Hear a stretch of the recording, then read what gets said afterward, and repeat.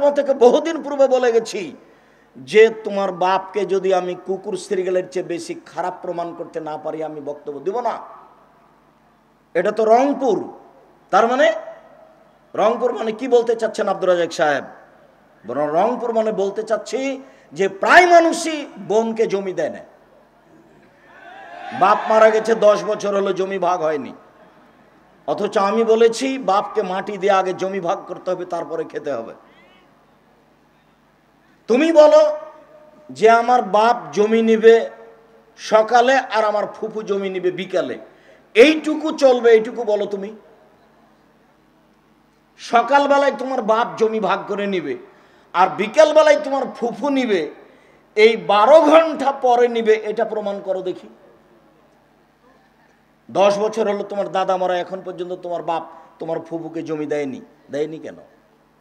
তোমার বাপকে যদি আমি পশু প্রাণীর মতো প্রমাণ করতে না পারি বা তার চেয়ে খারাপ আমি বক্তব্য দিব না, এটা আমার নতুন কথা নয়। আমার এই সুদীর্ঘ 31 বছর জীবনে আমি কোনোদিন অপ্রয়োজনীয় বাক্য বলিনি। সুদীর্ঘ 31 বছরের জীবনে আমি কোনোদিন কিস্সা কাহিনী বলিনি। এই সুদীর্ঘ 31 বছর জীবনে আমি কোনোদিন কোনো দল মাঝাবকে উপেক্ষার কথা বলিনি। 31 বছর জীবনে আমি কোনোদিন সরকার বিরোধী বক্তব্য বলতে যাইনি। এই 31 বছর জীবনে আমি কোনোদিন মানুষের কাছে পথ খরচ পাথেও চাইনি। এই সুদীর্ঘ 31 বছর জীবনে আমি কোনোদিন আমার পরিচয় দিইনি। আমাকে যখন চাপ দিয়ে পরিচয় জানতে চেয়েছে যে আপনার পড়াশোনা কি, আপনি কি করেন, কি পাস করেছেন, তখন আমি বলেছি আমার নাম আব্দুর রাজ্জাক আর আমার বাপের নাম ইউসুফ, বাপ বেটা মিলে আব্দুর রাজ্জাক বিন ইউসুফ। এর চেয়ে আমি বেশি বলিনি। রংপুর জেলায় বহুদিন থেকে আসি, 30 বছর থেকে আসছি। বলো তুমি যদি প্রমাণ করতে পারো যে আমি একদিন আমার পরিচয় দিয়েছি, তাহলে আমি জাতির সামনে বক্তব্য দেব না। তোমার জন্য এসেছি, তোমাকে আমি অনেক ভালোবাসি। সম্মানিত দিনী ভাই, আমি আপনার জন্য এসেছি। সম্মানিত দিনী বোন, আমি আপনার জন্য এসেছি। আপনি কষ্ট নিয়েন না, আপনি কিছুক্ষণ অপেক্ষা করুন, আপনার কিছু না কিছু আমি উপকার করবই করব ইনশাআল্লাহ। পিতা মারা গেছেন, ভাই বোন বেঁচে আছেন, আগে জমি ভাগ হবে, তারপরে কোনো কথা। জরুরি। এটা মানুষের হক নষ্ট করে, দাম্ভিকতা দেখিয়ে, জুলুমবাজি করে জান্নাত কিনা যায় না। জালেমের বিচার পরে হবে। খুব ভালোভাবে বলা আছে আপনাকে যে ভালো মানুষের জন্য কবর হলো বাসর রাতের সমান,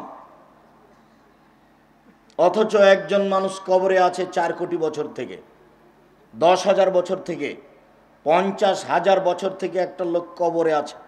অথচ আল্লাহর নবী বলছেন ভালো মানুষের জন্য কবরে থাকার সময়সীমা হলো বাসর রাতের সমান। রংপুরের নীতি, রংপুরের নীতি মানে বিবাহ পড়ার শুরু থেকে শেষ পর্যন্ত একটাও জায়েজ না, সবই আরাম। তার মধ্যে সবচেয়ে অবাক লাগে ওইটা যে চ্যাংড়া পিলা যুবক সবাই গেল হইচই করে, মেয়েটা যেখানে বসে আছে ওখানে বিবাহ পড়াতে। তো মৌলানা সাহেব কি যে বলছে অমুক নিবাসী অমুক এত টাকা নগদ, এত টাকা বাকিতে তোমাকে বিবাহ করতে এসেছে, তুমি তাকে স্বামী সত্ত্বে কবুল করো। তখন মেয়েটা বলল কবুল করলাম। তখন আবার বলছে তোমরা শুনেছো? বলে হ্যাঁ শুনেছি। 3 বার বলার পরে আবার এই যেখানে বর আছে আরো সব আছে ওখানে এরা এসে দাঁড়ালো। তো বসে থাকা লোকগুলি বলছে আপনারা কে? তখন বলছে আমরা এই বিবাহের উকিল। মেয়ে কবুল করেছে? জি করেছে। আপনারা কি শুনেছেন? জি শুনেছি। তাহলে বসেন। মনে হচ্ছে পাগলামি কারবার, হিন্দুদের বিবাহ পড়াচ্ছে, তাই কলা গাছের চতুর্দিকে ঘুরে। ধর্ম পাগল হয়ে গেছে। ধর্ম রাজশাহী চাঁপাইনবাবগঞ্জের হাওয়াই লাড্ডু ভোল হিসাব। ধর্ম একজন মানুষের কথা দিয়ে চলে, যার নাম মোহাম্মদ সাল্লাল্লাহু আলাইহি সাল্লাম।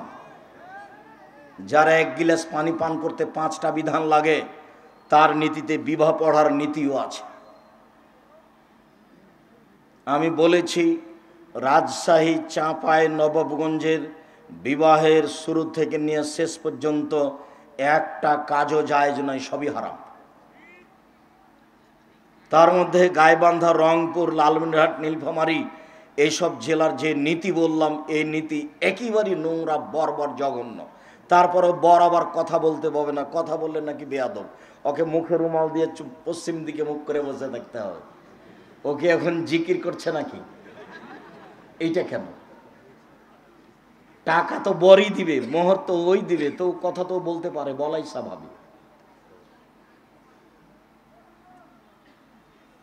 রাসূল সাল্লাল্লাহু আলাইহি সাল্লামের নীতির উপরেই পৃথিবীবাসীকে, দেশবাসীকে, এলাকাবাসীকে চলার জন্য অনুরোধ জানাচ্ছি। সম্মানিত দিনী ভাই বোন,